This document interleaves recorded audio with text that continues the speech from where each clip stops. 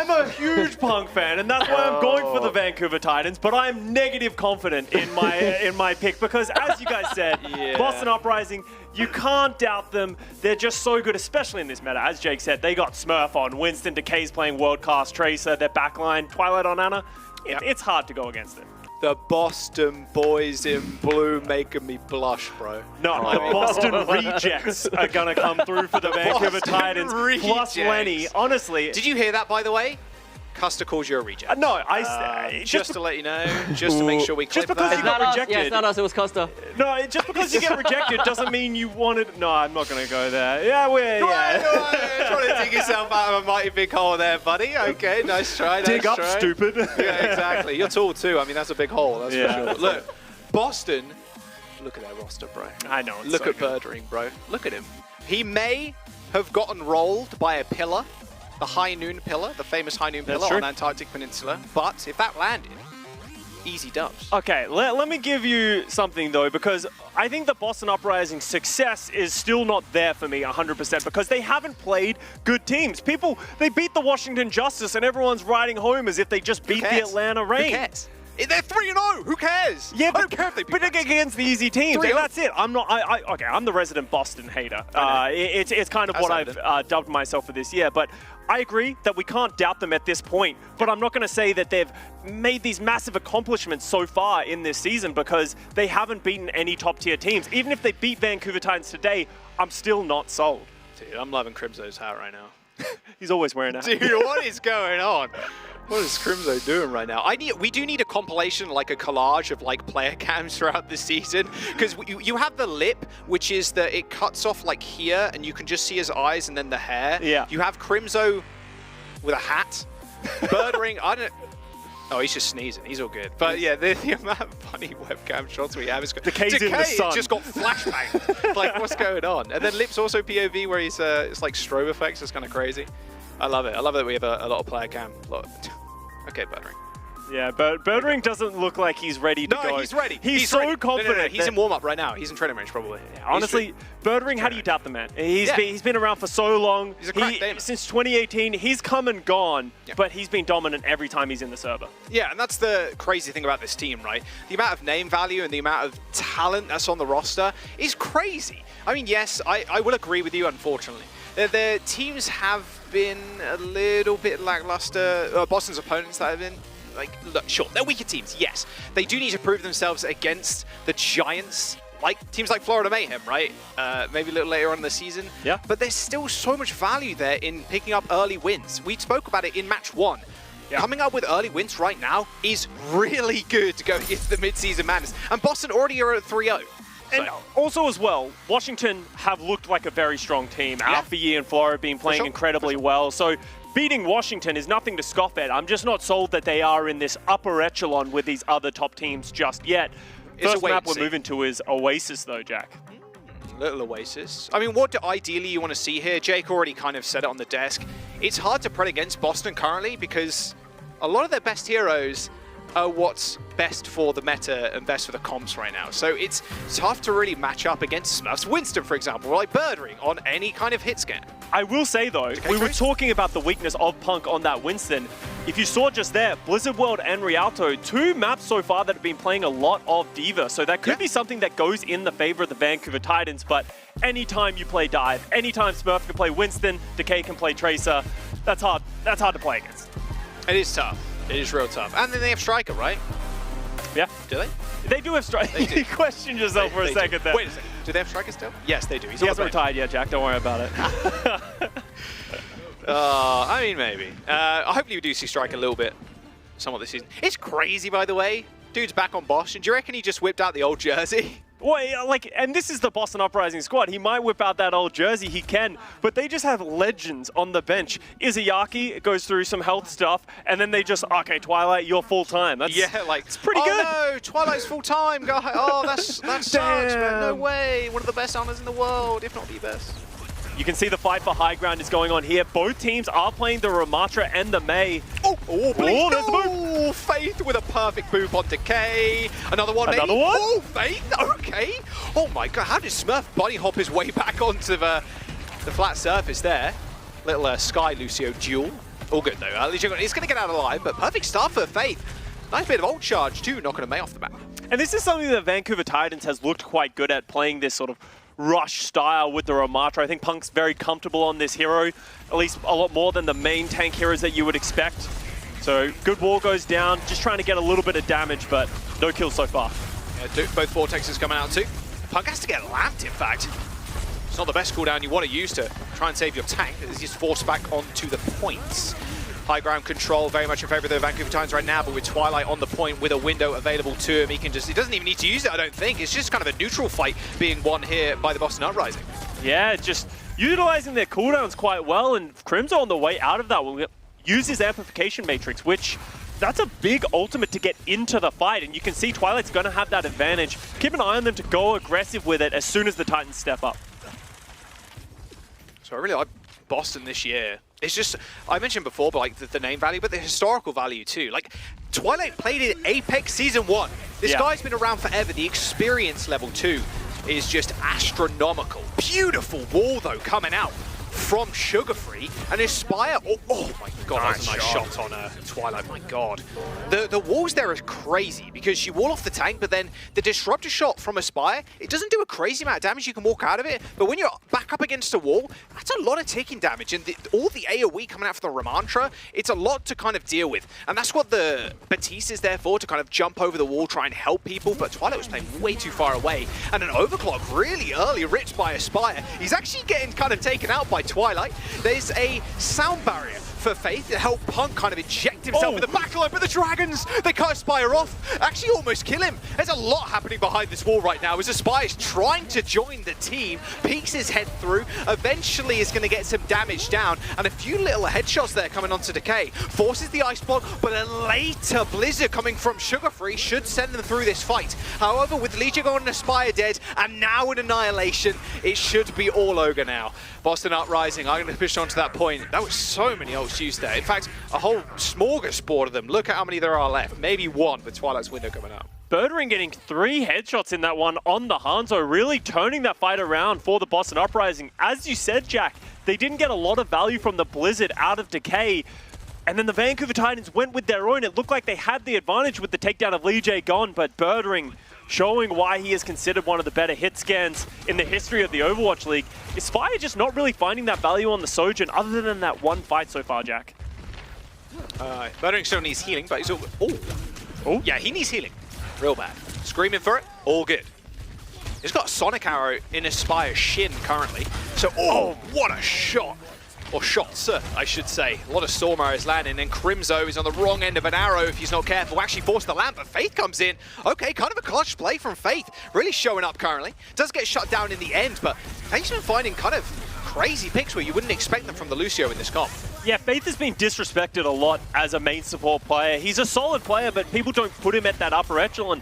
He's having a good match so far, but it is just not enough, as that's a late stagger there for the Vancouver Titans. It's up to 90% for the Boston Uprising. They're going to have to rush to get onto this point, which might give them a massive disadvantage because you can see Smurf's ready. They're setting the trap. I mean, if Birdring hits a headshot here, just gets a kill, it's kind of free this fight. Blizzard off of the point there for Decay, actually catches Punk as he was trying to get that touch and get out of the Blizzard itself. So no tank for the Vancouver Titans as the Dragons is going to come out and split the point. It's actually just on Sugar Free, who is in Ice Block. That's a rest in peace. Aspire 11 HP and a dream in a solid one. A bit more of a nightmare for him. Can't get on the point, had the overclock, but was just too low to try and contest.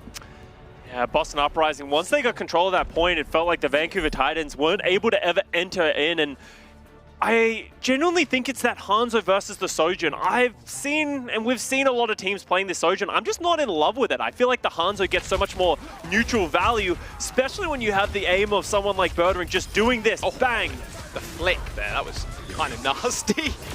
Ooh. And another one. Oh my God, he is just so good. Birdring's actually the first jersey I ever bought too, back in 2018, yeah. Which is a fun fact. Yeah, no, I still have nightmares about Birdring in 2018 as well. Yeah, I bet you do. So please erase it from my memory. Please, I'm just a caster now. This is why I don't like Boston Uprising, because I have an eternal hatred against Birdring for kicking me out of those playoffs. But Boston Uprising getting the high ground first. As you can see, Lee Jae Gon going for the boop. Oh, but Aspire taking him out for that aggression. Really nice. We talked about how Sojourn kind of interacts with Ramantra. A lot of free charge when you do choose Ram. He's want to go in for the Nemesis form. It's just easy, 100% energy. You can just headshot someone from across the map. Doesn't insta-kill anymore, just requires a little bit more chip damage, but Spy was good for one. Not good for anything else. I lied. I lied through my teeth there, because it happened live in front of my eyes. That was interesting. We saw Lee Jae-gon go down, and I thought that was going to be the end of the fight, but the Uprising did manage to get the first capture, but Aspire is just picking them apart one by one. It really is. Does he want to go for the low health duel? Yes, of course he does. Nice little power slide straight into Birdring. And that's really the upside of this Vancouver Titans and why so many people are excited for this roster. Aspire has just been going crazy so far on this hit scan ever since he made his debut with the Toronto Defiant on a 30-day contract. And he's just gotten better and better from there. And while Sugar Free, that young prodigy, that's a scary DPS duo to go against. They're going to need to step up if they're going to match this world-class Boston Uprising roster. Lee Jae-gon's kind of on his own right now in this little corridor, almost 1v1ing Faith. The rest of the team do end up joining him as Crimzo keeping it locked down on the high ground. No chance to push here for the Boston Uprising, not against the window. Good angle for it too, cover everything pretty much. Sees both sides, very smart one, but here's the re-engage. Re-engage. Decay on the Genji. He's almost got that blade online. She chases Spy from the high ground. Hasn't got the dash anymore. Perfect dash and slash and melee. And he actually cleans up Sugar Free, helping his backline. Very nice stuff from Decay. Plus saves his blade. Really nice from the Boston Uprising. Decay just kind of going, oh my god. Can you get this other kill? Surely, yes. Yeah, there you go. Lee Jae-gon's going to help him out. 50% though for the Vancouver Titans. They're going to re-engage with almost a full-fledged of ultimates. Almost got 4 online. Yeah, only the Baptiste ultimates from both sides have been used, so this is going to be a lot of Qs getting pressed as Crimzo's actually going to switch over to the Ana. Maybe wanting to get some of those biotic grenades to stop that healing coming down onto Smurf if he tries to play aggressive. Maybe the sleep on Decay's blade. We'll see, we'll see. Decay on the high ground. It looking like he wants to pull the blade. Overclock's coming out. Bob as well on the point. Slowly but surely, the Boston Uprising are whittling down this time of the overclock. Aspire's trying to find a headshot to hit, but you can see there's no one on his screen right now. Everybody's very much respecting Aspire's proficiency on the Sojourn. Now the blade for Decay. He's in the front line, does dash away, but gets frozen. All good though. Lee Jae-gon with the beat, does hit too, but that's it. Smurf, I'm not sure if he even got hit with that sound barrier. He does pull the Annihilation as Decay retreats to the high ground. And of course, Birdring finds a headshot, but the point might be in the favor of the Vancouver Titans right now, as there was a Nano Annihilation coming out from Punk to clear up. Decay pulls the blade? What? Okay. Very over-ambitious from Decay, trying to take down Punk, who was full HP on the point. Birdring's still on this high ground getting picks, though. They need to dislodge him. As you can see, Punk just doing the walk around to try and get onto Twilight. Should be able to close it and get that pick. Might get punished for him, though. He's holding his arms up, just begging for heals. Crimzo's keeping him alive, but for how long? Not much longer, it turns out. Decay and Birdring, well, it's just Birdring right now. He's still got another pick. Dude's almost got another bomb.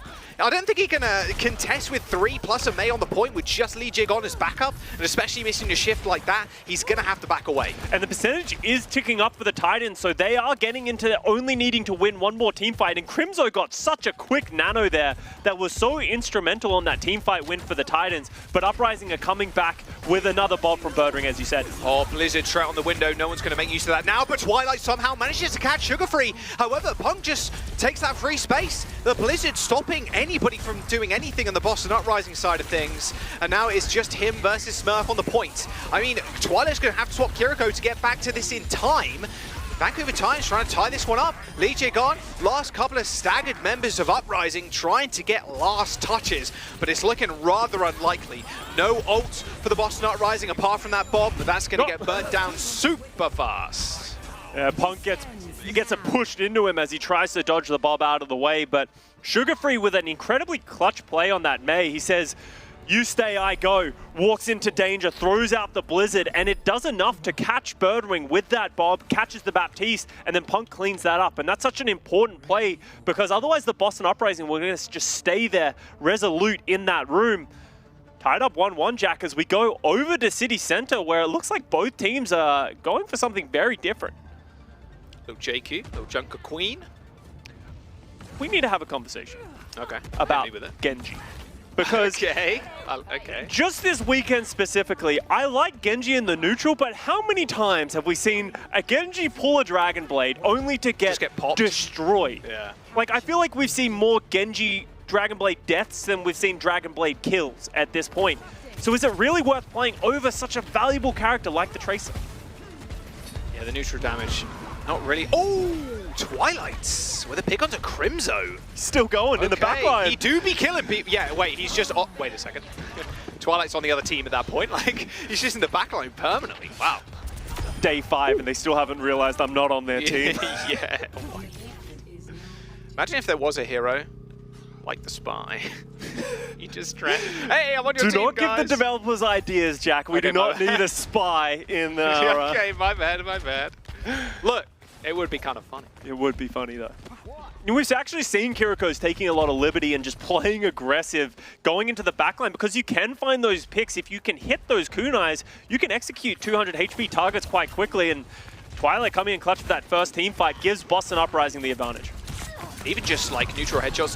Oh, nice Suzu. Good Suzu. TP onto height. I think someone was jumping down from high ground then just a second, but he leaves Birdring and Lijigon alone. So they end up falling over, and now it's only Twilight to heal. Yeah, Twilight seemed more focused on his own life than everyone else. He sort of just swift stepped out and was like, good luck, guys. I've done my job. You cannot be blamed if you have the most kills and most damage on your team. That's true. You can't argue with results. Exactly. You can't argue with holding tab. Wow. That's great pick. A great pick by Birdring. Yeah, they were just resetting too. Spy was trying to get some chunk damage in.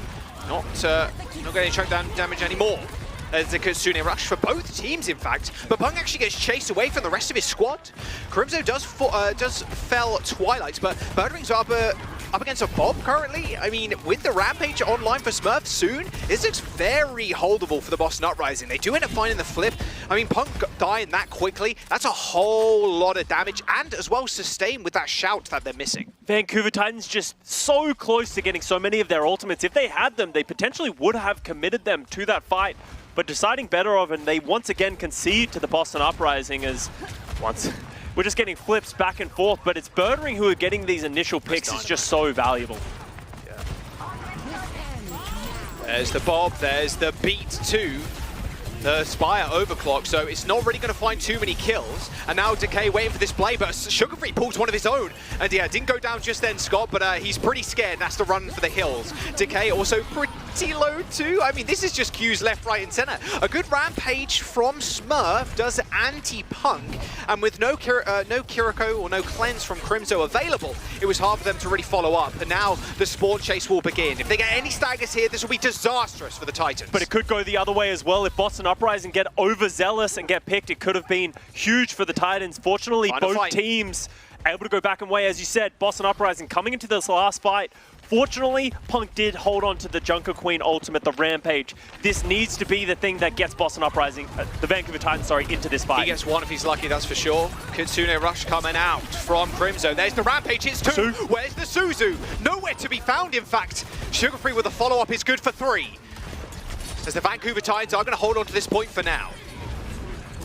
You actually saw in the corner of your screen when we were spectating Punk, you saw the Suzu go off. I wonder if Punk did catch that one, recognized it wasn't going to be there, pulls the trigger, and wins them that team fight. Boston Uprising now, but they're in the driver's seat for sure. They don't have any ultimates right now, but there's a lot coming up. The Vancouver Titans need to be careful about just getting run down, but also staying away from this Birdring sightlines. Feels like he's just putting out so much pressure on Ash, a character of all heroes. A rush advantage for the Boston Uprising. Kitsune Rush on this point is pretty deadly. It's a pretty stallable point, but when you've got increased cooldowns, or decreased cooldowns, sorry, it's pretty tough. Kitsune Rush, so it's on Vancouver sides. Yep, and that's a whole lot of shouts, but wow, Twilight got carved up there like a pig in a butcher's shop. Lijigon dead. I mean, Vancouver Titans just demolish the Boston Uprising, and now they're heading into final fight with Overclock and a Blade and a Beat. They didn't have to use anything for that. Just seeing the Kitsune Rush go down, and they were like, we know you guys are split up. We can just execute Twilight as Twilight goes to the Ana, but decides better to switch back to the Kiriko, maybe going for a sleep out of spawn, but this is last fight and there's going to be a lot of ultimates. It's all about the cycling and the macro at this point. You don't want to throw everything at once because there's going to be the sustainability from both sides. All right, I want to see 2 big Dragon Blades here. We need some Dragon Blade kills. We need them. I've got to be a little bit worried about Aspire right now, though. Popping that overclock. He's got Smurf in his sights, even dashes the high ground, the other side of the map even. But Boston Uprising, again, respecting this overclock from Aspire. These railguns have been so impactful for the Vancouver Titans. Really standout player. And with that Bob wearing off, again, now comes the slugfest. 1 pick from Birdring will do it, or even the Blaze. Dragon Blade pull from Decay. The beat's good for it, though. Decay receives a beat of his own and now just carving through those overshields. With the Spire dead, there's so much less damage, but Sugar Pea pulls a blade of his own and actually takes down Decay. He finds 1, 2, 3 kills for Sugar Free. Vancouver Titans now only needs to deal with Birdring and Twilight on the point. Sugar Free comes up big for the Titans as they take map 1. It's Lenny time, baby. Look at that smile on his face.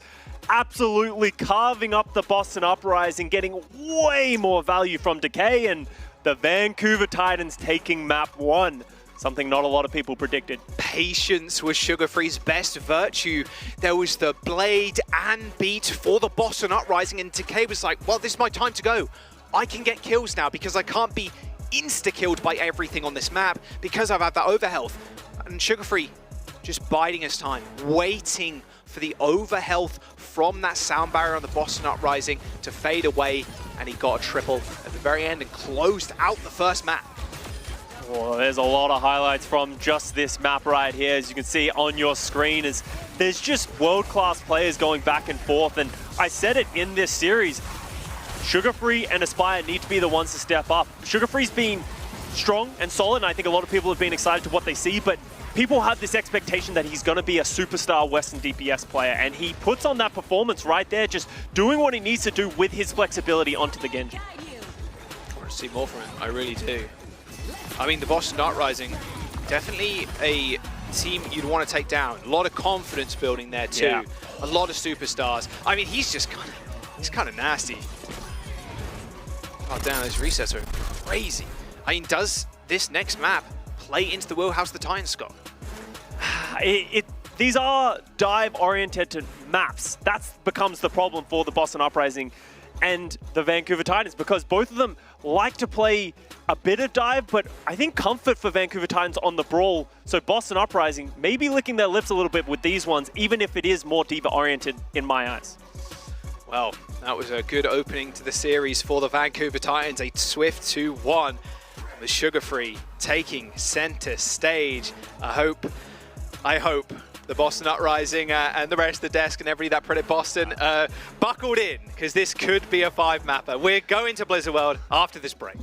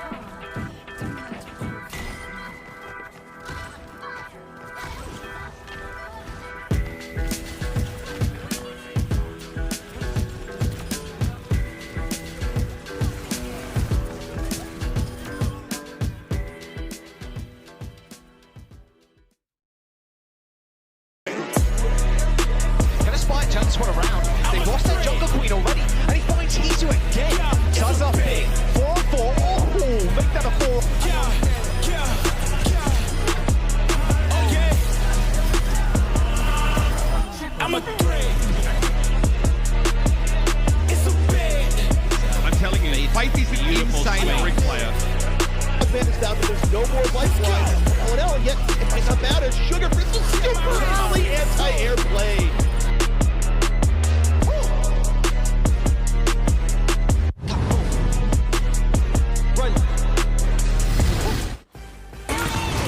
Sugar Free. What can't this guy do? One of the most hyped up Western rookies to come into the league in recent memory. Managed to close out this round with a very spicy 3K blade. That was a very good round for the Vancouver Titans. A very good map. They're up a map right now over the Boston Uprising. Everybody on the desk voting Boston. I think a lot of people in the community too voting Boston Uprising, but maybe didn't see a map going the way of Titans. Well, I preded Vancouver. I did backpedal very heavily as soon as I said it. Heavily and very quickly. Yeah, but hey, I still said it. True. So that I get at least some facts. points That's for that facts. one. We're actually going to see Kalios coming into the lineup for the Boston Uprising, coming into this map. So maybe leaning towards that Diva, as I was saying. It's a staple that we've seen from the Boston Uprising so far this year. But I think we can all agree, when we've seen Smurf in the lineup, it just feels much more cohesive and the dives are better. Yeah, Blizzard World, like you were mentioning, could be a little coin toss here. A little bit up in the air. I want to see just more. Part of me wants to see more of like the JQ comp with the Genji, because it is kind of fun just having people run into each other. But JQ on this map, not the greatest. We're seeing a lot of ram, a lot of dive, especially on the second point, right, with Winston and Diva. We saw a lot yesterday. We'll see how Vancouver Titans want to defend this first point. But anything that makes Sugar Free pop off, like that's what you really want to see. And Tracer is definitely a hero to do it with. So defensive style here with Punk on the Diva. Spire vs Birdering Ash head-to-head as well has got me excited right now. It's wet on your lips, is it? Yeah. Punk is saying things. Dude, he's trying to clear chat right now. He's straight up trying to Never mind. I didn't say what I just said. It's not a broadcast, right? No, surely not. We didn't see anything, chat. Wipe your minds. Yeah, Spire versus Birdering is going to be quite interesting. I love that it's just almost a skill matchup here. We'll see if Twilight does stay on the Ana. His best hero, I think he's the best Ana by a small margin. Of course, people like Shu are up there, but his Ana play is just spectacular, and it looks like he's going to stay on it. Even players like RuPaul has been, you know, I think Ultraviolets had some great moments, especially in the Prime as well, you know, on these Ana heroes, but it's all about the flexibility that you can have, and that's why Crimzo's going over to this Baptiste, a hero that RuPaul and the Florida Mayhem just used great value of, but Kalios on that Diva, as I said, Jack. Yeah, looking good. I mean, that's the flexibility that you have with the Boston Uprising lineup. Smurf in for Winston maps, and then you put in Kalios if you ever need this off-tank. Oh, pretend we didn't see that one. There's a lot of things we're forgetting about so far this map. That's a classic, don't worry. Oh, trade of dynamites. Oh, Birdering actually missed the shot of his dynamite. Oh, didn't miss that one. Nice headshot though. Yeah. Forces to Aspire all the way back. Another nice headshot. Can Kalios clean this up? Aspire's super low. They take high ground control at least, not before Punk actually has anything to say about it. Retakes it. Keep an eye on the ult charge of the Ana versus the Baptiste. The Baptiste historically should get it faster. Kalios gets incredibly low though, and he just can't stay up from the healing of Twilight. Maybe that's an issue of not having that Baptiste, don't have that immortality field. But with Kalios going down, that's going to force the Boston Uprising to retreat. Are the Vancouver Titans going to force this issue? Because the backline is stuck in this room. I mean, they might as well. Well, there's a brig there. Pulse bomb came out from Decay by the looks of it. There's even a rally from Lijigon. There's no self-destruct for Punk, so he's dead. He's just straight dead. He was a couple of percentage points away from that, forcing the issue they did, but to no success. Decay and Lijigon holding it down, especially with the rally. It's so hard. As soon as you're in, it's so hard to get out of this situation. You're just getting bashed, flailed. Yeah. There's so much AoE healing too, and if Twilight lands a massive nade. Yeah, that was a little bit overconfident there from the Titans, believing themselves. They do have the rally for themselves going into this team fight though. The bomb is going to be there to touch. Kalios gets nanoed though. Kalios does get nanoed, but very little of anything he's doing right now. More to stay alive than anything else, as Faith used that rally so he couldn't just run into the brig and kill her. All right, here comes the bomb. Another one, in fact. It's Birdering. Bomb 2 has landed. He is kind of chilling on the sidelines, airing it out. Does get taken out by Aspire. Still bought a little bit of space, but all good. Decay in the 1v1 versus Sugar Free, but self-destruct from Punk this time to get the remake. He was slept, but he got lamped, so he wasn't instantly taken out, and Decay now hunting, searching, finding someone to kill with the pulse. Kalos with an aggressive self-destruct. See him trying to plant it on that corner? I mean, Decay's pulse bomb's not going to get much here, as the rest of the team's already dead, unless he hits the most unbelievable 1v3 of all time. Yeah, that was a long, drawn-out fight, as you can see Decay eventually be the last one taken out, as Kalios is actually going to not take this mirror anymore and go over to the Xayah, which we've seen Xayah have a lot of effectiveness against D.Va in the past because the defense matrix doesn't work against the beam. So if you ever get high charge on the Xayah, then you can just do so much damage. And obviously, the Graviton Surge is a great ultimate, but with only a minute remaining, unless he gets high charge and this is a long drawn-out fight, he might not get that ultimate up. Protect against those pulse bombs too, which is Sugar Free has armed himself with. A lot of good values with his bubbles, but you have to use them sparingly. Oh, here you go. Sugar Free's in. Pulse bombs the rock. Not getting anything there. Maybe a tickle of damage, but that's about it. Double support ultimate now available for the Boston Uprising as they do nano Kalios all the way forward. Look at Crimzo struggling to keep the team alive as Twilight goes for a little bit aggressive nade. Kalios with a big right click and a melee to kill Crimzo though. There's only a couple of percentage points left for them to actually cap, and Decay is kind of clearing house. There's nothing really that Kalios can do now as he's got no bubbles. It's just the Baby D.Va, the two smallest characters in the game. Sugar Free and Punk on Baby D.Va and Tracer now holding it. I mean, 4 seconds to go. Can Birdring get back in time? Lee Jae-gon has it the heck of a rollout, but he's not going to get there. 94% for the Boston Uprising on first points. Oh my, Vancouver Titans, they are looking hella strong. And this is what you want to see from Titans right now too. They are 1-2 coming into this week. And if they get 2-2, they're in a very good stage to get more wins towards that mid-season madness, maybe disrupt Boston Uprising chances too. Yeah, we were very optimistic about Vancouver Titans heading into this season because they have solid players and we've seen good looks. We don't expect them to be at the upper echelon, but they should be able to take it to a team like the Boston Uprising, and they are right now. Maybe some minor mistakes here and there from Boston, but I think they played pretty solidly. It was just the stalwart defense of the Titans, just really playing around their advantages, playing around their ultimates, willing to give 94% when necessary just to give them that space. All right, we'll see if Boston can get a fuller hold. 94 and a bit percent. Basically a full cap, we'll call it. I also think it's important to remember when you're thinking of this Vancouver Titans, we're like, oh, they're 1-2 in this season. Yeah, but they also played against the Atlanta Reign, and they also played against the Florida Mayhem. Yeah. So there's two very strong teams right now in this meta. 1 and 2. Yeah, like you can make that argument right now. So it's not like Vancouver's had losses to weaker teams or mid-table teams. They've been losing to the best. So if they can beat Boston Uprising right now, that starts really skyrocketing them up. My perceived value of them as a team right now in this season. So great for all the Titans heads out there. All right, very slow comp here for Titans. Scott, Punk on the Sigma. It's an interesting look, and I think this is likely just because they full health. They know that they only need to win one team fight. The Sigma's quite good on this point because it's going to be a lot of back and forth and poking. While on the D.Va, Kalios is going to be at the mercy of just the healers and sort of having to touch back and forth on that point. He hasn't got enough Matrix for all this damage. There's so much spam, and then he also gets rocked if he just kind of rolls into Punk. I mean, look at this. Punk's just walking towards him. Just bumped his chest. Aspire's already taken down Decay. I mean, Faith dead, sure, but Twilight now just randomly getting sphered.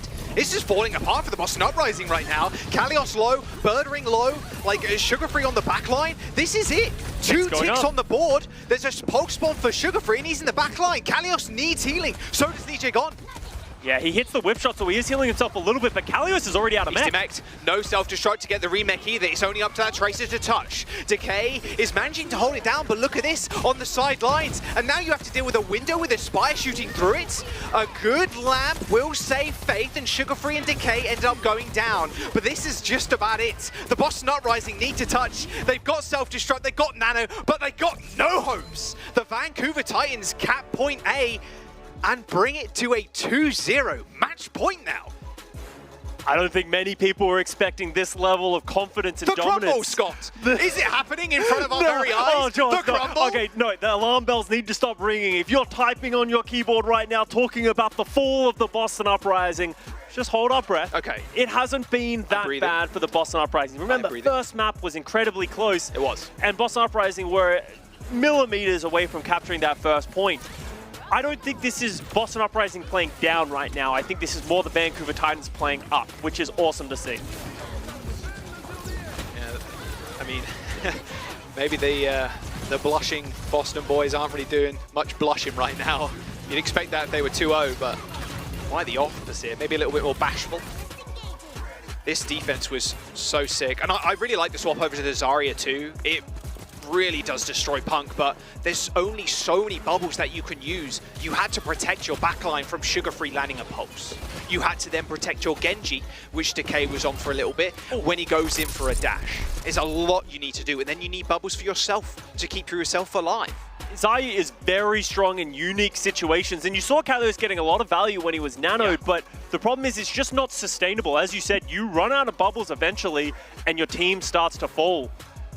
2-0 right now for the Vancouver Titans. We are going on to Rialto, maybe our third and final map. Who had this on their bingo cards right now? Maybe Titans just take it home right here. Maybe land Boston Uprising with their first loss in the season. We'll have to find out after this break. The Titans are 2-0.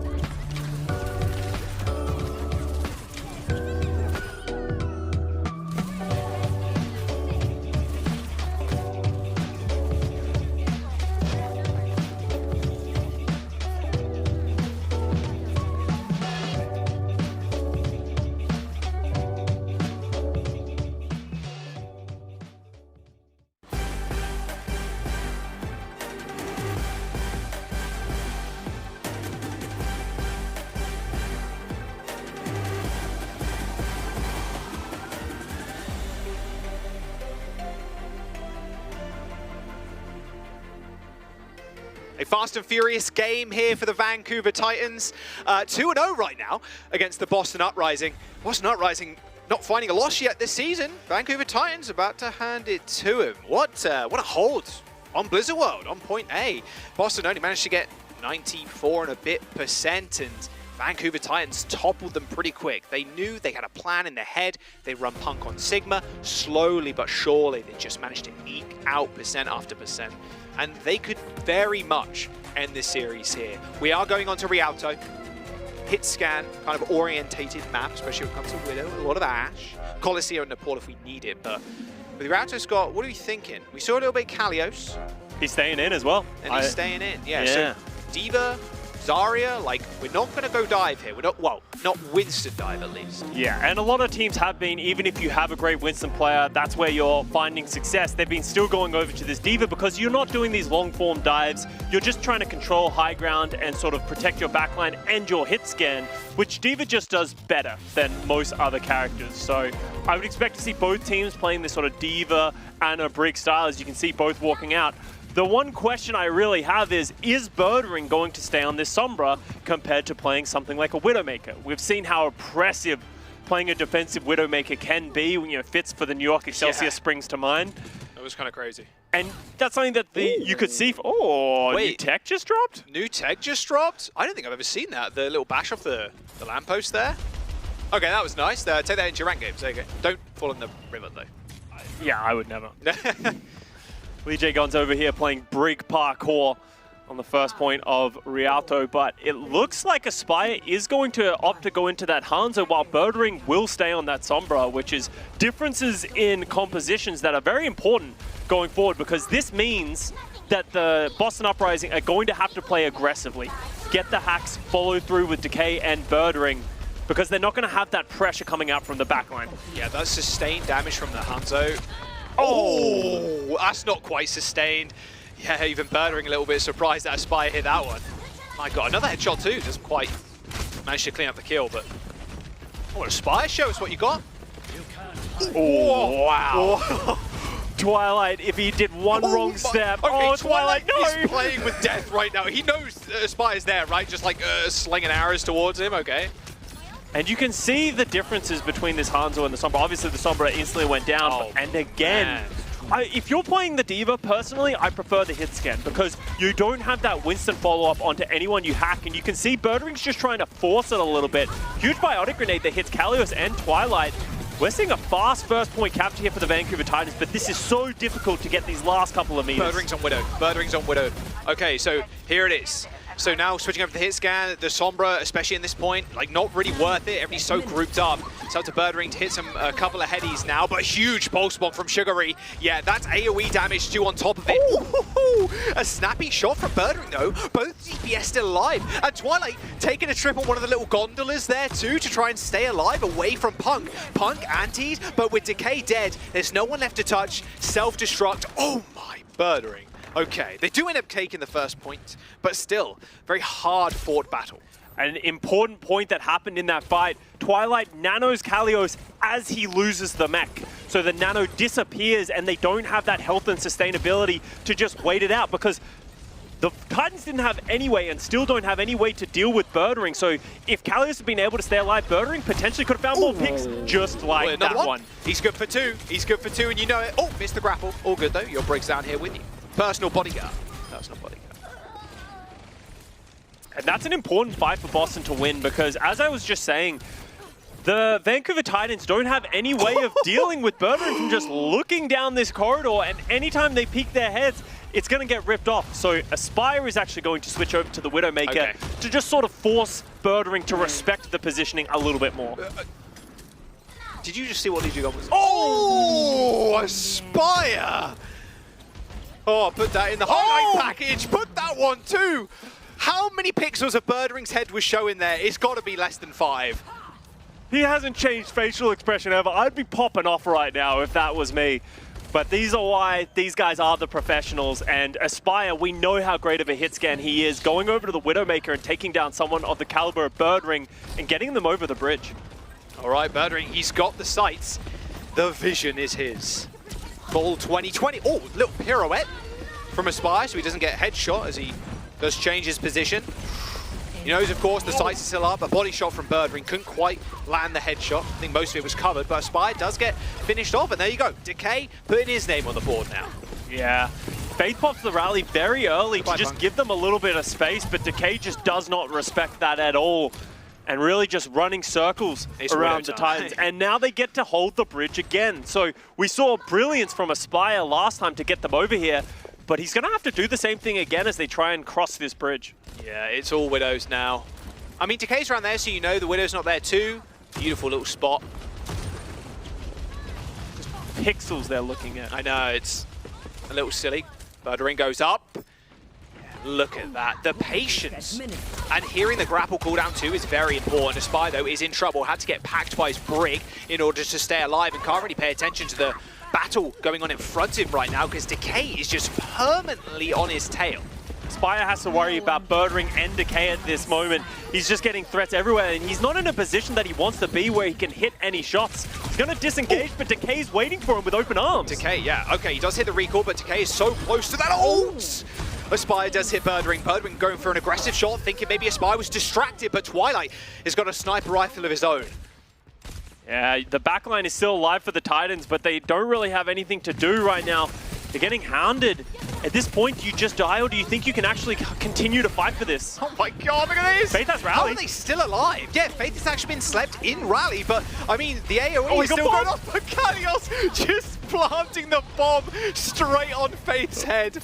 Oh, there ain't much more disrespect than that. It's worth it, honestly. Yeah, trade the really Diva bomb is. for a rallying brig. Yeah. I'll take that any day of the week, I'll take that. Twilight does still have this nano boost, so if Kalios wants to play aggressive at any moment, he can go there. But you can see the Titans just unable to really take any valuable angles for Aspire at the corner of this. This is one of the hardest points to attack in any map. Birdring, I mean, look at it. A highlight reel right now for Aspire and Birdring, both killing the Tracers with headshots. Here's the nano. Lee J gone backing out though, did get anti and Kalios is in trouble. No self-destruct to get that remech and he gets forced off of high ground with the rest of his team. Yeah, double nano brig in fact. Faith says, was it worth it putting it on me earlier? Now look at you. Birdring's in a bad position right now. Yo, what Birdring doing? Oh, he's over. All good? He Yes, escaped. Wow, escaped with his life somehow. They've seen Decay in the backline. They're trying to deal with it, but... I mean, that bought enough space and time, Scott. Look, they're already back. Smart play by Birdring, recognizing that they're going to have to go back and deal with him, especially with the sights going up. Dude, Aspire has to come up with magic once again. He's been hitting shots, which he has no right to hit. All scoped in. Decay hits the recall after the clip. Now Birdring's pretty much free to do whatever he wants. Sights available for Aspire when he spawns. Couple of ults. In fact, no, switches over to Hanzo trying to get some value. Pulse bomb available for Decay right on the stairs. Lands it on it, but Faith just shields it and manages to stay alive. But Punk in the backline. Decay needs to come up with something large here because his backline, and even frontline, is just getting blown up.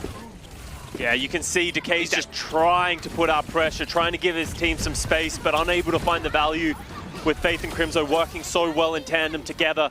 And that will be the second point coming through for the Titans. All right, a minute and a half. Birdring on Hanzo.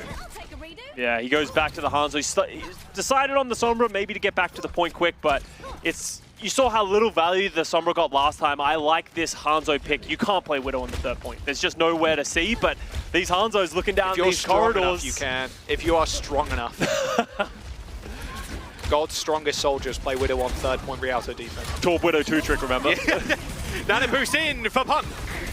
Gets heavily Matrix. Look at that. Lee Jigong's peel is crazy, but not enough. Unfortunately, no Matrix left for Kalios by the looks of it. A Nano and a Rally invested. Both support ultimates down. Boston Uprising are going to recontest with a Nano of their own. You have to question if that Rally was really necessary from Faith. But nevertheless, we're going to this final fight. 30 seconds remaining. Vancouver wants to take it close. They want to just close the door on the Boston. Don't give them any space, but you can see Nano from Twilight onto Kalios. Engage, does push all of the Vancouver Titans away. Good disengage. Very nice. They're just waiting this one out. They know they've got 20 seconds to play with. It's close. Here comes the Dragons. Oh, Eaton! Tell you what, that's an easy one for Kalios. It was through the wall too. Kalios in trouble though, pretty low. Has to go self-destruct this time around, but Decay's already dead. And now Kalios is in trouble. Has to use that self-destruct after the remake. Can he get back in? Yes, he can. Okay, still the tank on the field, but Punk uses self-destruct of his own. It calls Birdring. Both DPS in shambles right now for the Boston Uprising. They do have a pulse in the Dragons, but they're in spawn currently. The Vancouver Titans have no ults in their bank, but Aspire still got the bow. He's still drawing back, trying to find headshots. There will be a rally. It's going to be rather large, but Kalios is actually out of mech score. Oh, a nice pulse bomb onto Crimzo. Might just even the tides. There's 2 points, and now in overtime as Decay takes control of this 3rd point. With the closer spawns, they're just reinforcing too quickly. Decay is over health wearing out, but his bullets aren't. Punk manages to get back into mech and kill Kalios. He's just too strong. He's just too good. Decay, he's trying his darndest to try and get this point alive, but Fate's late rally managed to keep them in this. But Decay's way too slippery. Oh, they just managed to sneak the payload in right underneath of Decay and Lee Jae-gon's nose. Gotta call out Faith again. Did a phenomenal job of just living on that point, even at the very end, as he's getting hounded down by Decay. Recognizes, I don't need to help Punk here. I just need to stay alive. Disengages, and Decay has to stay on the point. Very smart play from the Vancouver Titans throughout that entire 3rd point, playing to their advantages, disengaging where they need to. And they've got Boston Uprising on the ropes as they get 3-point captures here on Rialto. A pretty difficult map to capture. Very tough. Very tough. I mean, you're happy, right? Yeah. 0 seconds on board. Rialto, tough map, like you said. All right, Vancouver Titans defense. I mean, their defense was stellar on Blizzard World. Same kind of thing here. Okay, I'm glad we're actually seeing Aspire roll out the Widow instead. Yeah. Instead of Sombra, instead of Hanzo. Such a strong Widow point. And you want to start that snowball early at the end of the day. And if you land a couple of headshots, I mean, Spire and Birdring, to be fair, have both been on fire. Phenomenal. This map. So I want to see if I see the same kind of shades of success. With the Boston Uprising, I would imagine, because they're so close to, you kind of know Aspire's playing Widow 15 seconds in, so Birdring can also kind of match him. Honestly, it's a race to kill the Tracers by most of the time, especially these Widows players. You don't want to get harassed by the Tracer, otherwise you are sitting duck. The biggest issue that happens when you walk into this Widowmaker versus Widowmaker duel is you kind of live and die by your Widowmaker player, especially in these setups. If your Widow is popping off, you could do anything else and it wouldn't matter. But in the opposite side, if Birdring isn't able to find these picks, Boston Uprising aren't really going to be able to move around the map or find any value or picks. Ooh. Okay. Crimzo with just a body shot. He's going to bandage that one right up. This is the fit spot. Spire's kind of chilling in right now. A lot of tracer rounds going off, so you are going to know, if you're Birdring, where Aspire is vibing. Oh, he hit a grapple shot of his own. Even Aspire's like, what? Yeah, he hit where that. was he? Oh, what a shot from Birdring. My God. I mean, live or die by your Widow right now. Birdring is living. Titans, yeah, they're dying. Pretty quick. Another one, maybe? Whew. I'll live by Birdring, honestly. Oh, yeah. I'll live or die by that man. Any day of the week. And that could just be the first point right here. You can see the Vancouver Titans thinking about crossing this bridge. Punk is going to go for it, but he's going to take so much damage just closing this distance. Just throws the... That's a classic Widow moment. Just throw the Venom Mine up when you've missed the shot. 2 meters to go, though, Scott. I mean, pretty close. Yeah, and Aspire, you can see him lurking all the way back in this old spawn. Birdring doesn't want to widen out to this point, but Punk is going to be able to just sort of almost permanently anchor onto this point while getting heals from Crimzo and Faith. It's a good biotic grenade, but oh, it does get off the Diva Bomb, but it gets traded. Decay stuck Sugar-Free in that? Look like he stuck the Ana. I mean, with Punk dead, there's so many health bars you have to kind of chew through, but Faith's got Nan. Faith is attacked. He's going in. He hit the whip shot on Decay, concussing him a little bit, and as Kalios has to retreat with 1 HP, he's pretty low, has to wait for his supports to back up, giving enough time to Punk to come back. Faith has been having a great series. He has. Today. Really has. On the Lucio in the first round, on the Brig in the last 2 maps, he has really been a difference maker for this Titans squad, an unsung hero. So now the Boston Uprising, 2 minutes remaining. We talked about living and dying by the Birdring Widow. He wasn't able to find any value in that final fight, so they didn't have anything to go, but FaZe popped the rally. Sights up, they go down at 130. There you go, you can track that. Oh, Lee Jae-gon dead. There's a rally. I mean, this is a sure win fight here for the Vancouver Titans. I mean, they self-destruct. Wow, they lost Twilight Okay, that's a little bit of a questionable self-destruct because you're not going to have it for this upcoming fight, and you knew the fight was already lost. And Lee Jae Gon popped his rally before he died as well, so they lost both of those ultimates. Bird Rings used side, and Twilight's over to the Zenyatta. He's just believing in himself. This is just raw confidence from Twilight of, you guys can't find the picks, I'll do it myself. I love his energy, honestly. But they don't have been healing. moving back this whole time as well, Scott, mind you. Don't need healing if you're dead by the Widowmaker. Look, it's true, it's facts. Yeah, I was spitting facts there, I'm just saying. True, true. Oh my! Crimzo's dancing with death. Nah, yeah, well, Spy is dead, so Birdring has nothing really to worry about from the enemy Widowmaker now. Decay is pressuring the point, moving it all the way back to where it was before, as Sugar Free ends up taking a body shot, and there's a swift death. Great, this Zenyatta swap worked great. Just clearing. All right, Birdring's clearing, everybody. Back it up. Back it up. Go to the next one. Spy's got a good chance now, Scott, though, to be fair. Lee Jae Gon is still here, so he's going to be the late toucher for this team, and if they can buy their team enough time for Punk to get back, Crimzo does get pulsed, though they're low on healing. Return to center there by Sugar Free, 6 Decay this time around, and they've already lost 2. Lee Jae Gon and Decay dead. I mean, it's only Bird Ring for damage, and Sugar Free can just clean up. This is 15 seconds to go, with the Vancouver Titans might just hold it first. Sugar Free just got all 5 members of the Boston Uprising just running circles. I don't know how he finds that much value in a 2v5. This is it. No one can touch. I mean, maybe Decay gets back. Twilight, Lee Jae Gon on Zen and the Brig. That's it. The Vancouver Titans 3-0 the Boston Uprising, giving them their first loss of the season. An unbelievable performance from the Titans. My God. A statement win from the Vancouver Titans. You can see in the cameras how much this match win means to them. They have been underrated coming into this season, and they're like, we have a lot to show, and then knocking the Boston Uprising off their pedestal. That was every member of the Titans showing up. Aspire on Widow, Sugar Free on Genji and Tracer, Punk's stellar tank play, Faith on the Brig and the Lucio. This was just a world-class performance from the Titans. Like, they are hitting a stride, and if they keep going with this, mid-season madness, it's in their sights. And if they keep playing to their strengths, they're playing that Ramatra ball, playing around that Diva. Yes, some maps aren't always going to be perfect, but the composition will be important. As you can see, Lee Jae Gon, this is emotions. Yeah, and that's okay. Let's not start sounding the alarms, but you can see I'm on my mark.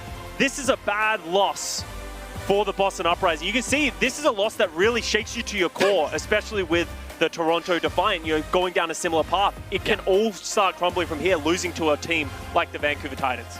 Yeah, we were talking about tough losses earlier with the Toronto Defiant, right? But you can see how much it really does affect players when they lose like this. A team that was expected to win.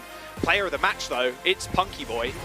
His tank play looking great. He's played a lot of different tanks this series alone, and I shouted out of every member on that team, and Punk is just a tank player I feel like has gotten more reliable as years have gone on. He came into the league, was actually on the Boston Uprising for a little while. You said it at the very start of the series. A lot of old members of Boston Uprising are on the Titans right now, Punk being one of them. And, I said the Boston Rejects, and the reason I didn't want to elaborate on that is because when you say Boston Rejects, that doesn't always mean a bad thing. They're moving on to a situation where they're more comfortable.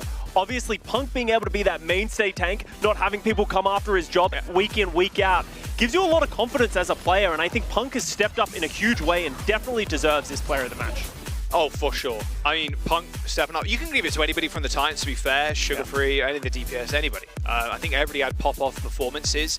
What a different shade of Titans we're seeing. They are 2-2 now, Scott. Yeah. Boston Uprising 3-1, still in the lead, technically, right? But with a loss here, you're wondering where Boston Uprising are really going to go next. The Titans, though, sky's the limit. Well, okay, let's have a little bit of, restraint. No, the sky is not the limit. The sky is not the limit. There is a limitation to this Vancouver Titans roster, but we're only just starting to sort of feel out where it actually begins. Sure. Obviously, that limitation was Atlanta Reign and the Florida Mayhem earlier in this season for them, but taking down Boston Uprising is a huge statement, and now you have to run with that. Yeah, I think a lot of people have pegged them as like the team to really push through and fight for that middle bracket of the leaderboard, right? But with the takedown of the Boston Uprising, I think a lot of people are going to have a lot more faith in Boston moving up. The Vancouver Titans moving up a little bit more. Now, where do they go next? That's the big thing. There were a few mistakes here and there, and if they kind of tighten those up, They're a real contender going into the mid-season madness. We're going to jump to a quick break, however. The desk is going to break that down even further, and a small interview too, just after this.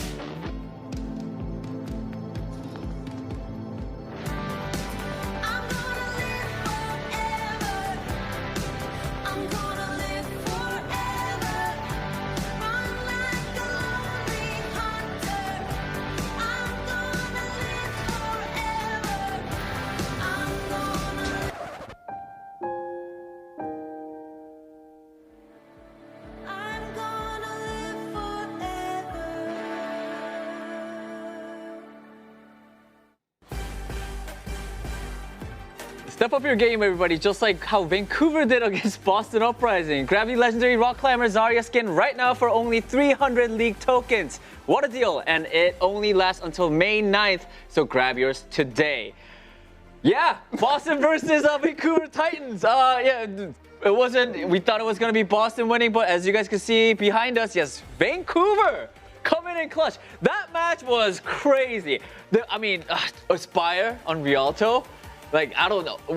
What do they have for lunch? Like, I think Birdring was like, makes a statement on Widow, comes out, hits crazy shots, and then Aspire goes even further beyond. I mean, that was absurd. Birdring's on a like god level play. You can't ask for more. Yeah. And Aspire gives us more. Like, I think insane. This team, Boston Uprising, they literally waited for me to say like, I don't see a way how this team loses. Like, if you ask me like how to describe the Boston Uprising will lose this match, I don't see it. Like, they literally waited for me to say that on the desk until they decided to just. They just collapsed like a house of cards.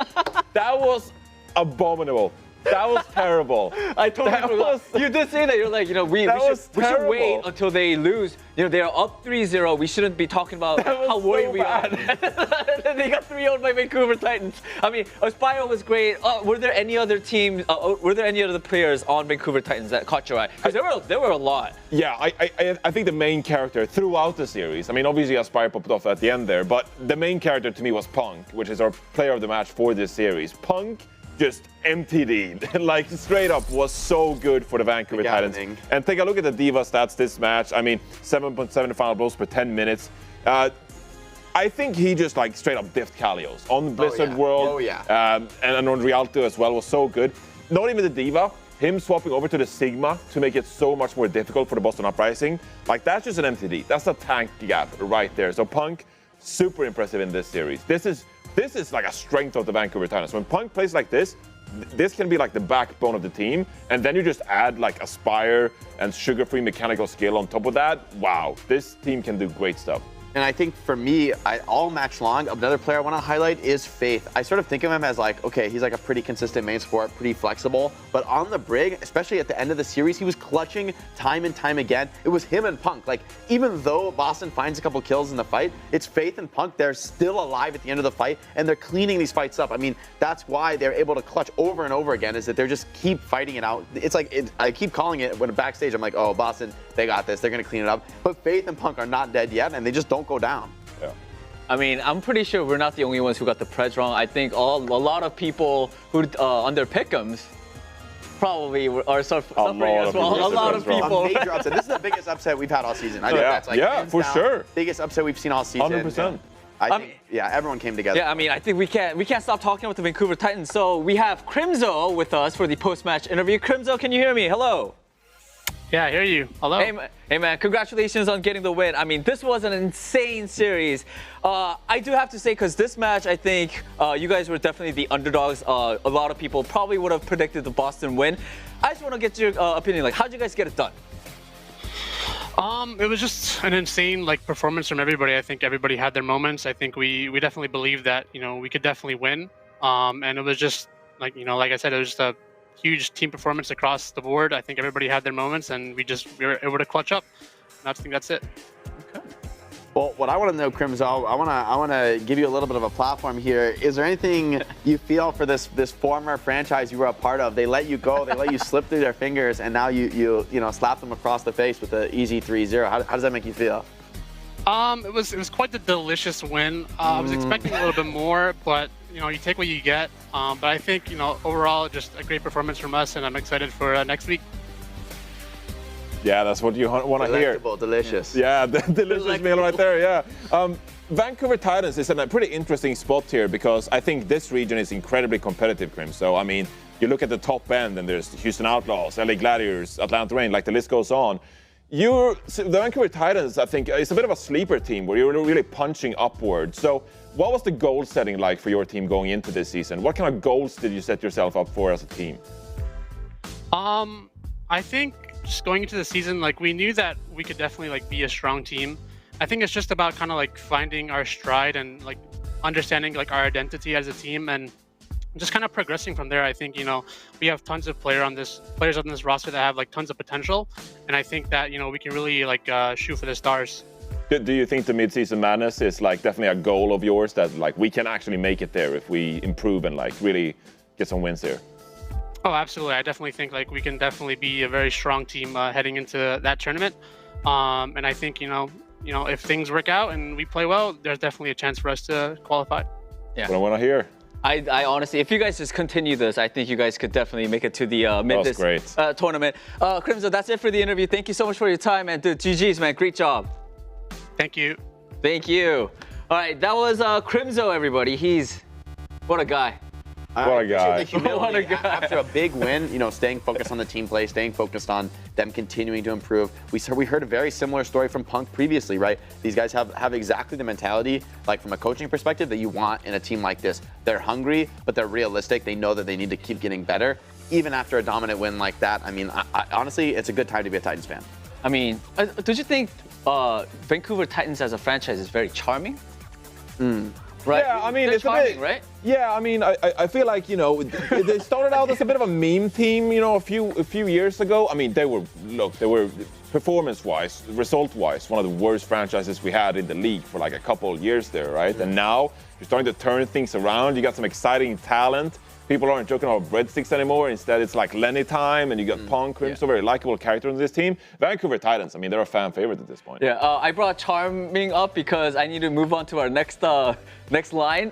Speaking of charms, you can grab a brand new weapon charm plus exclusive Doofus in our take bundle. You can get yours today for only 350 League tokens. The deal is only available until May 9th, so everybody be quick. Great job, Dan. Hey, your transitions Yeah. are moving. I was gonna do it right, but then you had your spiel, so I was like, where do I go in? That was great. That was great. Thank you. Yeah. Thank you. Flawless, Great job, flawless. producers. Thank you for that line. You're getting erased. You're getting erased, Danny. No, I don't think so. Anyway, all right, let's move on to our final match of the day. We have a certified Giga Banger, everybody. No, you jinxed it. Oh. Los Angeles Gladiators versus the Atlanta Reign. I mean, Gladiators had an amazing performance yesterday. They were looking hot, but they are right now going up against probably one of the strongest teams that we have in the West, the Atlanta Reign. I honestly do feel like it is going to be sort of I believe it's going to be a close fight. I don't think it's going to be a stomp in either way. Yeah, I kind of want to side with you here. I mean, we're taking a look at the Gladiators starting lineup. Kevster and Yaki has been seeing more playtime recently. Just look at Yaki. I mean, come on. He's confident. Look at He's that confident smirk. right He's there. He's like, he hey, is I got confident. this. He's here for the dubs. And they're playing more Lastro and Funny Astro as well, rather than Yeah. Bobble. So a great backline. Although but these guys, they are Chio built Fielder different. backline, right? there's some dangerous players on this team. This is a dangerous, spooky squad. Yeah. Like, Yeah. no, these are the standard bearers, right? So for Gladiators, as much as we've seen good things from them, and they did pull out a clutch victory against Florida Mayhem. Florida Mayhem's like kind of a wonky team. They're playing very unique styles, and it feels like maybe Gladiators were able to solve it and counter swap through. But the Atlanta Reign are not a wonky team. They're not hitting you with a trick play. They're not really going to be playing crazy comps. They're just going to be better than you. And so for Gladiators, it's like keeping up with that. It's a different goal for Gladiators. It's not just, can we like figure these things out on the fly? Can we adapt quickly? They're veteran players. They can do that. With Atlanta Reign, it's like a raw strength that they're going to need. And that's a different type of test, I think. Right. I mean, it's going to be definitely an interesting match between the two, well, really great teams. I mean, probably. So I think we're just going to go ahead and reveal our predictions. Let's start with Zoe's. Zoe, I know it's going to be Kaka. There you go. I mean, Kaka this is top, so baby. easy. Yeah. So we know, even if it weren't easy to predict this, I think so it would take Atlanta. Yeah. For me, I also went with the Atlanta Reign. The back line, the tank line as well with Donghak and also Hawk. Lip is on their team as well, and they were just dominant all throughout all of their previous matches. I'm with the Atlanta Reign. Yeah, Gladiators, I'd love to see them bring out some interesting cheeses. Can they knock off Reign's like incredible strength on this Somber Tracer comp? But ultimately, I had to predict Atlanta. I just think they're so good at executing this. They're the reason that this comp looks dominant. However, we've seen tons of teams stray away. So I think this will be a real standard bearer of a match. Is this meta as dominant as we thought it would be, or is the flexibility that Gladiators have shown, is that genuinely viable? Yeah, I'm going with the Atlanta Reign as well. But I feel like Gladiators, like, they have the potential to go for the upset win here. Atlanta Reign should be the favorite team in this matchup. But on the other side of things, I mean, you have Funny Astro, Kevster, Dante can play so many different tanks, right? So you have Atlanta Reign, they're swapping between Donghak and Hawk. Sometimes they're playing Winston, sometimes they're playing Diva. Dante can like really throw a wrench in the spanners here and make life difficult for the Atlanta Reign. Plus you have so many star players, like the Gladiators have all the ingredients they need for an upset here.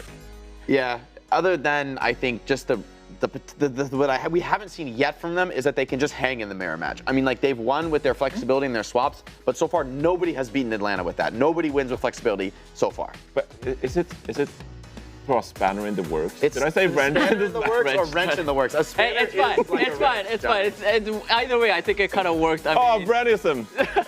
Or you know what? Mixed You know metaphors. who's really good with words? I heard Mitch is pretty good with words. We have Mitch and Matt, our casters for this very final match of I the need day. coaching. Is it wrench? Is it right? It's a wrench or a spanner can be depends thrown where into you're the from. works. Yeah, it depends where you're from. I say spanner, but apparently Americans have told me that wrench. I thought it was wrench. Yeah, wrench is the right way to do it, I think. But it's definitely not wrench You're in in the spanner. America. That's the way to do it is the American way. Thank you, Matt. Yeah, no problem, Jake. To be fair, y'all Americans are getting outnumbered these days on this desk and cast. true. Get to international influence a little bit more, okay? Y'all need to get a little bit. I mean, I expect Jake to be cultured. I don't know about you, Matt, but perhaps. What do you mean? What do you mean? What do I mean? Right, you went to Italy and you didn't even understand. Yeah, like, I how have Venice beautiful works. boats now. Look at me. I have a shirt with boats. I'm so cultured. Danny, what do you think, Mr. Fashionista over there? What do you think about Matt's shirt? That's Nice way in. Johnny, you love boats. It's all right. You spend a lot of time on them. What do you mean it's all right, Danny? You guys, all Matt right. has a collar on You use his the shirt. We host, take and what now we you can say get. my shirt's just all right. I'll turn on you. I would say for a match shirt, this is like an 8 out of 10. I think this is like the upper level of No, about I match think Matt should shirts. bring back the gold shirt. Remember that gold shirt like long time ago that he was wearing? That was Bro, peak match. He won't do That was it. peak. He won't do it. I've asked him to do it. I've said, bro, yeah, let's run this back. You know what I mean? Like, we've got to relive the glory days here for Well, him. He's like, I "Oh, no, tell think I people should that do I bro." still have it, but I chucked it out like don't. ages ago. That's fine. You know what? I will personally get you one, Matt. If you're down to wear it, I will personally use my own money and buy one for you. You heard it here. Mate, you don't have any left. I mean, You I spent don't it all really on wanna do it, Honkai but I Star guess I Rail. Well, you won the image. Okay. Bro, how are you buying clothes for other Gotcha. people? Exposed. You ain't. No, homie ain't buying it. All right, listen. We need to move on. I've been told we need to move on to this match and get started here. Do we? I thought we were getting into great how conversation. How is Danny so magnanimous? I think with his gacha addiction, that's really impressive. What a kind soul. But I think Matt he left in charge of his wardrobe decisions. Now for the Gladiators, they're in charge of quite the challenge here. We can bring it back. Let's bring the goal back a little bit later. Let's talk offline. Okay, we actually got to see yesterday a little bit more variety, I think, from the Gladiators, right? We were very impressed from their control maps, not so much on the escort type game types, but Lastro had one of the most incredible clutch moments of the entire season so far at Ilios, mate. That really set the tone for that series and a massive win for the Glads. And I think this is a great test for the Gladiators, right? Going up against the Atlanta Reign, who I think everybody believes is probably the best team in the Western region right now, possibly in the entire league. The Gladiators, I think, have surpassed some people's expectations so far. And I think this is a fantastic test. Typically, when you would look at like a matchup, right? I think Atlanta Reign, obviously, with the supports, Chio and Fielder, pretty big advantage over just about everybody in the league. And then also with Stalker, with how he's playing Tracer, and then Lip kind of like filling in all the different things. This is one where the DPS matchup, like Yankee and Kevster on a good day, is like capable of being the best duo in the league. I think. I don't think that's crazy to say. Where if they come in really, hot, feeling it today, can put up a good matchup against those other DPS on the other side of the Atlanta Reign, I think we could be in for a long series. I think that the two of them have to play up, though, against this level of opposition. There's a reason why Jake is posing the question on the desk, Matt. Can the Gladiators sort of win in the mirror match? Because there's a strong sense that at many points throughout this series, expect to see the Reign go for a Sombra Tracer-based composition. And you're telling me that someone like Yaki can handle Lip if it's like a Sombra v Sombra, then it's Kevster versus Stalker? Maybe, but that's a step up for this team. However, the Gladiators are starting, I feel, to show some of that potential after that really hard-fought win against a rabid Florida Mayhem, Matthew. It's all on the table here. First map of this series, the Antarctic Peninsula. Yeah, and with Hawk, obviously, for the Atlanta Reign, we play some of the main tanks, right? But kind of in a similar boat, with Dante, in sense that if you kind of have this Ramatra battle, like maybe it's a little bit more even than you would say, if you're going to be having to play like Winston-based kind of composition. So in terms of the tank matchup, I think you're going to be okay here for the Gladiators. I think obviously still Hawk, we hold him in really high regards in terms of tank. I'm just saying it's not going to be a huge gap, I think, between Hawk and Dante. And I think as the season goes on, like we talked about yesterday, Dante's going to get even better in the role. Dante and Hawk, two of the most exciting Western prospects at tank in the league right now. So far, the Atlanta Reign have suffered minimal resistance, cutting a bloody path through their opponents here in the Overwatch League so far. The Gladiators now next up to the plate. They will assume the high ground early on. It looked like the Glads were going to go for a Sombra setup to start with, but they switch off of it, favoring the Mei. Lip, though, of course, going to be a repeat offender on this Sombra.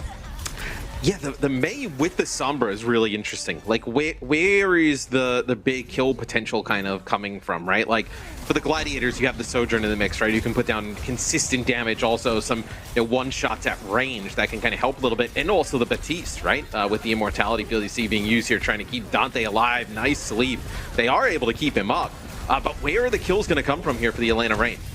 I mean, Fielder sets it up with a huge offensive biotic grenade. It's going to be Chio striking first. No surprises here. Dante going to fall to him. And without a Ramatra to work with, now the Gladiators are going to be staggered and picked off one by one.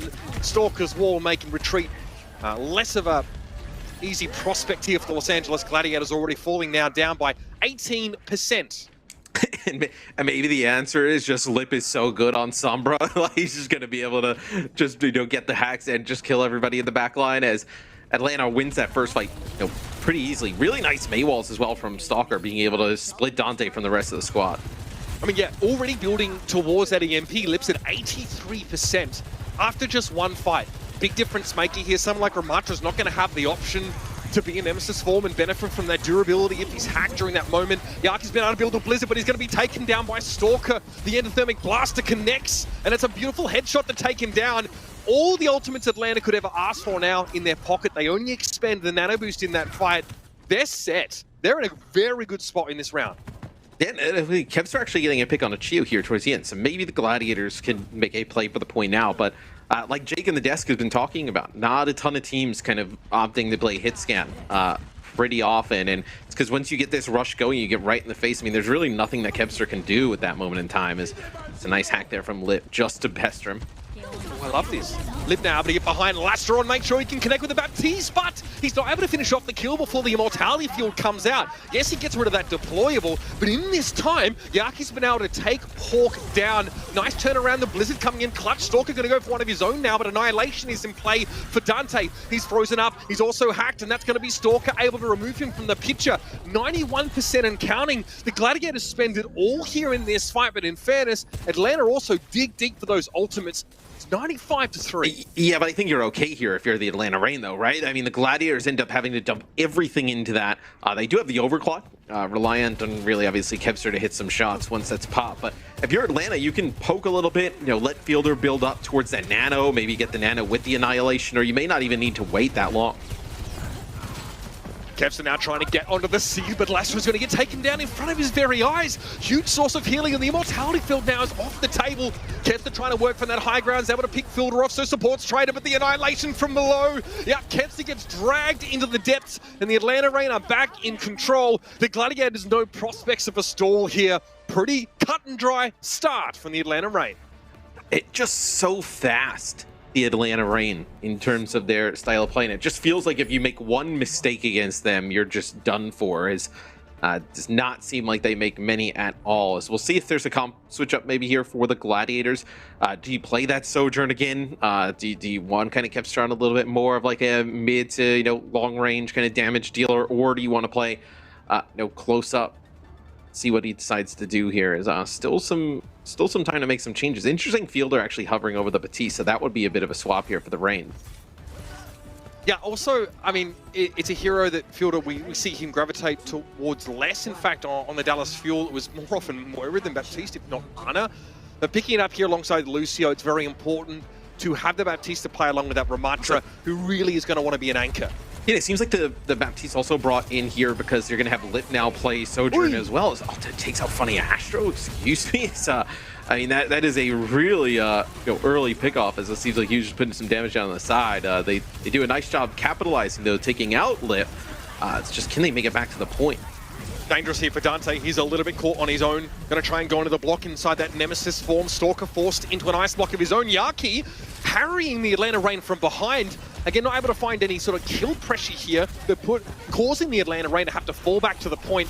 That's the ice wall used. Yaki's definitely out at sea somewhat, and so the Gladiators now need to delve deep and join him on the point.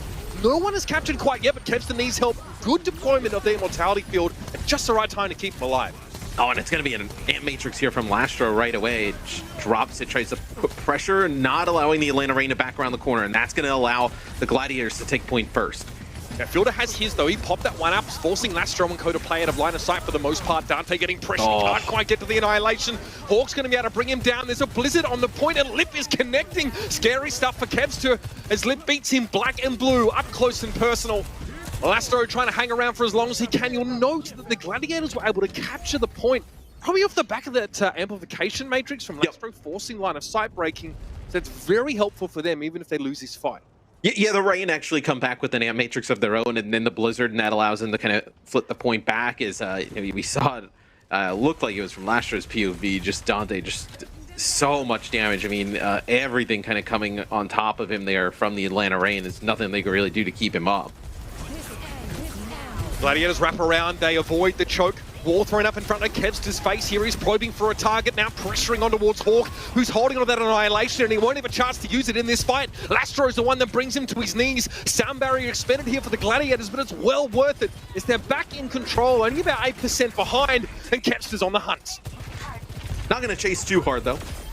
You would think. Okay, so Chia decides to turn around, decide to fight. It's a little bit easier than running all the way back to the spawn, as Dante will pick up 2 as they leave. I think this next fight's going to be huge. I mean, you're going to have double support ult here for the Reign. You're going to have an Ant Matrix here for the Gladiators. I think if you're the Gladiators, you can end up winning this fight. Maybe they end up investing double support ult on the other side. You're in a great spot to take this point. Yeah, if you can beat Sound Barrier here for the Gladiators, you're set up for a last fight scenario. That's a tall order though, Matt. Let's make no mistake here. Dante was hoping to fall back a little bit under that pressure, but a Maywall got put behind him. Instead, he chooses to stand his ground, but here comes the Annihilation. Sound Barrier here making Hawk that much more durable. But there's a dearth of targets from under pressure. Yep, and Ramatra's T-posing on each other on the point right now. Obviously, Hawk trying to get into the back line, but Lip has already found Yaki now. Huge amount of control taken off the table for the Gladiators. Dante going for that ultimate as well, but gonna be brought down here as Hawk gets the better of him. Numbers favor the Atlanta Reign on the point now. They're trying to get in Kevster's face. He's trying to salvage his situation. The stall's been good for the Gladiators. Yes, Matt, a losing fight, fine. But they get an extra 25+%. Yeah, and is it like all terrible for the Gladiators? I think you can make an argument no there, because what? That's Annihilation, both support ult in Blizzard being used there by the Reign to flip the point. You come back, Yaki's going to have a Blizzard of his own, Kevster with an Overclock, and then maybe if you win just off of those two, Funny Astro has a beat for that final fight, or probably a beat here if you need it. Yeah, he's looking to build that up as quickly. Oh, okay, Gio gets picked off pretty early. Not a great start to the fight here. Yaki has Blizzard, but maybe encouraged to hold on to it. Yeah, that first pick is huge. The Atlanta Reign can't even really reposition with any form of speed. So the Glads are back in control in last fight territory, and now they're staggering the Reign. Oh, and I love that decision. As soon as that Ant Matrix comes up, you need to get rid of Fielder. He ended up building up. There's so much of it off the healing once Chio dies in that fight, but the Gladiators able to take the second point here, really off the back of what we were talking about a lot. You know, that one fight where they got Atlanta to use 3 or 4 ultimates, right? Come back, they're able to get that first pick on the Chio, which means they don't have to invest as heavy. And then they have some ultimates at the end where Atlanta can't fully reset, right? With how much percentage the Gladiators had at the time. So really nice look there from the Gladiators on our second point. Really impactful Baptiste play from Lastro. The player that is sort of gravitated over his career from flex support to main support, back to flex support now on this Gladiators team. And the Baptiste was actually one of his most potent heroes. The Gladiators are playing up to their opposition. This is what we've been wanting to see from Atlanta's opponents so far this season. Someone really take it to them, put some pressure on them, and we're going to be going back, of course, to that Sombra here for Lip. And I was going to say, this is what worked for the Atlanta Reign on our first point. So let's see, the Gladiators have seen this look once. Let's see if they make any adjustments to kind of dealing with it here. Early hack on Lastro, but he's able to find the regenerative burst there. Lip not able to connect, but forcing a pretty big cooldown away, especially if there's going to be a brawl fight in the next few moments. That's a long cooldown from the Baptiste. Hawk. Okay, just probing there, not fully committing to the fight. Dante and Hawk both pop out of those Nemesis forms. Shields thrown up. Hawk caught between a wall and a wall, as it appears. And Fielder's going to get taken down by Lastro, sharpshooting across the map here. Hawk's hoping to at least get away with something, but the rest of the Gladiators come to Yaki's rescue, and Hawk has to abscond. Yes, you still have Lip here behind enemy lines. Nice win there from the Gladiators at the start. Really behind Lastro getting that first pick off. And Fielder actually goes from the Ana over to the Baptiste now. So coming out with the Ana, it looked like actually you set up for a prime play where, you know, Stalker gets a May wall, you kind of isolate Dante, you get a biotic grenade there, an anti, and you're able to just deal with the tank. So you don't have that in play anymore. Warning shot there for Lip, forces the translocate away. It's going to be a blizzard here from Stalker, and it's going to pay off perfectly. Yeah, Lastro actually got frozen for a brief second there while he was like loading up his exo boots to jump up and probably throw down that immortality field. And it looks like he got frozen for like a half of a second almost. Yeah. From our POV there. So not able to get above and drop that immortality field, which could have potentially kept Dante and Yaki alive. You saw it came later in the fight, right? And it was just removed instantly when it was a 5 versus 3. Good spot there. Good blizzard from Stalker, timing such that the Gladiators didn't really have the room to respond. Yaki, at least is going to have one of his own coming into this next fight, and there's a sound barrier for Funny Astro, but in terms of ultimate economy, one would expect Atlanta Reign to start to catch up here in terms of percentage. Hack on Yaki. Okay, actually completed. There's an EMP for Lip to follow it up. He is lingering, he's hanging around, but forced away. Doesn't fancy use the ultimate in that situation. It's going to be the Gladiators forced to go for the beat first here. Hawk playing the point, trying to be conservative about it. Okay, gonna go for the annihilation here. A little bit low, but the sound barrier came at just the right time. Hawk now, Hardy and Hale, and the Rain are about to catch up in that percentage. Dante, yep, come out of Nemesis first, and he drops first too.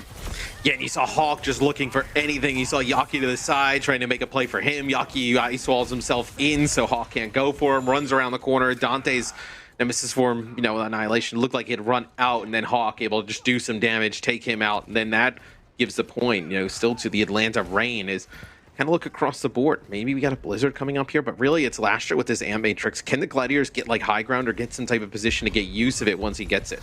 I don't think the Reign really want to allow them to have this. What's the mechanism via which the Gladiators bully themselves into such an advantageous position here?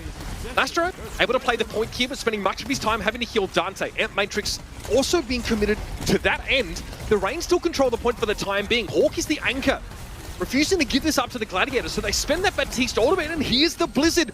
Stalker's going to throw it down. Lastro's a little bit low, forced to play back somewhat. No one really caught in the blizzard though, and now it's Kevster firing up. Stalker deploys the ultimate and then just gets ripped to shreds as Kevster can control the high ground, essentially uncontested here. Lastro's immortality field did its job. He hangs around. The hack on Kevster, at least it's going to be a trade. Fielder takes him down from across the map here, but they're getting pressured heavily by Dante. The hack's nice. Dante's still able to back away, and the Glads are in control. Not a moment too soon. Yeah, and Fielder ended up dropping his Amp Matrix in the choke, trying to give Atlanta Reign enough to get over the line, win map number 1. Did a decent amount of damage, but not enough in the end. EMP here available, though. See how Funny Astro plays around this. Funny Astro with that sound barrier here. It's going to come up at the perfect time. It's going to be a round end of Matt. Here it is. Astro, he actually gets a sound barrier. He was able to stay away from that EMP and lay that one down. This allows the Gladiators to brawl forward. They take Hawk down, and the rest of the Reign topple. Are you okay with that, though, if you're the Atlanta Reign? You trade your EMP there, and they end up using Annihilation Sound Barrier in Blizzard. You come back, you're going to have a Sound Barrier of your own here. Just try and have enough sustain to win it in the end.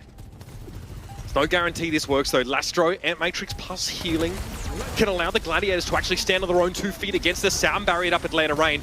Wall thrown up, Dante in a bit of trouble here. Lastro finally deploys that immortality field, but it's not going to be quick enough. Dante gets taken down first. That's a disastrous turn of events here for the Gladiators, and the Reign just bully their way back onto the point. They're big, they're bad, they're bustling, and they're here to take this round. Kevster's going to be brought down on the point, and while it was competitive, not close enough for the Gladiators here. 1-0 favoring the Atlanta Reign. It looked like it's an Atlanta coach. I assume that Gator said tragic at the end. But I would say that is it's obviously a map win for Atlanta, but I also would say if you're the Gladiators, like, you have to be pretty happy with how you play it. I know Jake was talking about whether it's called trick plays or not really kind of playing the same as your opponent in terms of like the mirror. Maybe the Gladiators not being able to kind of like go toe to toe. And at least here in our opening map, they actually did put up a really good fight in essentially mirror matchups. Yeah, sure. I think there's a preference for the Gladiators, or lack thereof, for the Sombra. Right, it's something we see a lot of from Lip in 2 out of 3 of those rounds. The Gladiators don't really want to go there. They stick on the Sojourn, the Mei. In fairness, right, that point of difference in compositions doesn't cause too much of a gulf in performance from these teams. The Gladiators are able to keep it close, but if you're Lastro, you do anything to have that Immortality Field opportunity back, Matt. It's a split second too late to save Dante's life. Any other way, and would have been Dante up and standing in a decent fair fight, 5 versus 5 at the end of that round. Stick around, everybody. The Gladiators are playing up to their competition, but the Rain start with the lead. It's Blizzard World up next.